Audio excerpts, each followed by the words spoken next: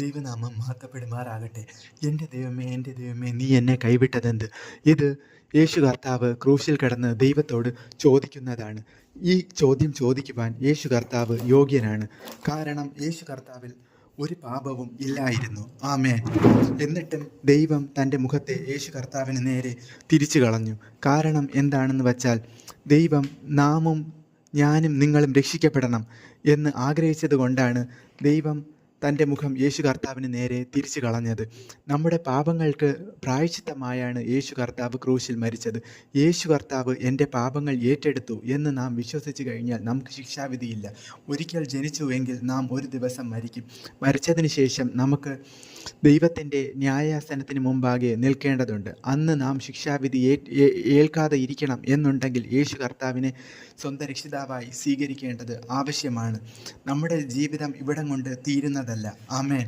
വേദപുസ്തകത്തിൽ പറയുന്നു, യേശുവിനെ റോമർ 10:9 യേശുവിനെ കർത്താവ് എന്ന് വായ്കൊണ്ട് ഏറ്റുപറയുകയും ദൈവം അവനെ മരിച്ചവരിൽ നിന്ന് ഉയർത്തെഴുന്നേൽപ്പിച്ച് എന്ന് ഹൃദയം കൊണ്ട് വിശ്വസിക്കുകയും ചെയ്താൽ നീ രക്ഷിക്കപ്പെടും. അതെ, യേശു കർത്താവിനെ വായ്കൊണ്ട് ഏറ്റുപറയുകയും ഹൃദയം കൊണ്ട് വിശ്വസിക്കുകയും ചെയ്താൽ മാത്രമേ നാം രക്ഷിക്കപ്പെടുകയുള്ളൂ. അതായത് നമ്മുടെ പാപങ്ങൾ യേശു കർത്താവ് ക്രൂശിൽ ചുമന്നു എന്ന് നാം വിശ്വസിച്ച് നാം യേശു കർത്താവിന് വേണ്ടി ജീവിക്കേണ്ടത് ആവശ്യമാണ്. ആമേൻ. റോമർ 8:9 ഇങ്ങനെ പറയുന്നു, ക്രിസ്തുവിൻ്റെ ആത്മാവില്ലാത്തവൻ അവനുള്ളവനല്ല എന്ന്. അതെ, ഇപ്പോൾ യേശു കർത്താവിനെ സ്വന്തം രക്ഷിതാവായി സ്വീകരിച്ച് രക്ഷിക്കപ്പെട്ടു എന്ന് നമുക്ക് പറയുവാൻ സാധിക്കുകയില്ല. യേശു കർത്താവിൻ്റെ പരിശുദ്ധാത്മാവ് നമ്മിൽ വന്നാൽ മാത്രമേ നാം രക്ഷിക്കപ്പെട്ടു എന്ന് നമുക്ക് ഉറപ്പാക്കുവാൻ സാധിക്കുകയുള്ളൂ. അതുകൊണ്ട് നാം വിശ്വാസത്തിൻ്റെ പൂർണ്ണതയിൽ എത്തേണ്ടത് ആവശ്യമാണ്. പരിശുദ്ധാത്മാവ് ലഭിച്ചിട്ടില്ലാത്തവർ, സ്നാനമെടുത്തിട്ടും പരിശുദ്ധാത്മാവ് ലഭിച്ചിട്ടില്ലാത്തവർ വിശ്വാസത്തിൻ്റെ പൂർണ്ണതയിലെത്തുവാൻ വേദപുസ്തകം വായിക്കുകയും പ്രാർത്ഥിക്കുകയും ചെയ്യേണ്ടത് ആവശ്യമാണ്.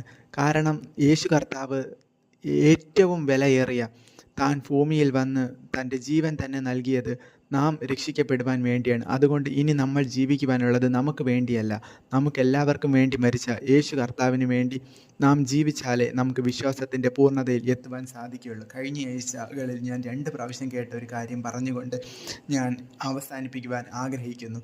യേശു കർത്താവ് പാപികളെ മോചിക്കുന്നു, യേശു കർത്താവ് രോഗത്തെ സൗഖ്യമാക്കുന്നു, യേശു കർത്താവ് വിടുതൽ നൽകുന്നു. ആമേൻ. യേശു കർത്താവ് രാജാവായി വീണ്ടും വരും. ആമേൻ. നമുക്കൊരു നിമിഷം പ്രാർത്ഥിക്കാം. സ്നേഹമുള്ള ദൈവമേ, യേശുവേ സ്തോത്രം, ഹല്ലേലൂയ. യേശുവപ്പ സ്തോത്രം. ശിക്ഷാവിധിയിൽ നിന്ന് ഞങ്ങളെ രക്ഷിക്കണമേ കർത്താവേ. യേശുവപ്പ സ്തോത്രം, ഹല്ലേലൂയ. യേശുവപ്പ അങ്ങേ വിശ്വസിക്കുവാനുള്ള കൃപ തരണമേ കർത്താവേ. യേശുവപ്പ പരിശുദ്ധാത്മാവിനെ നൽകണമേ കർത്താവേ.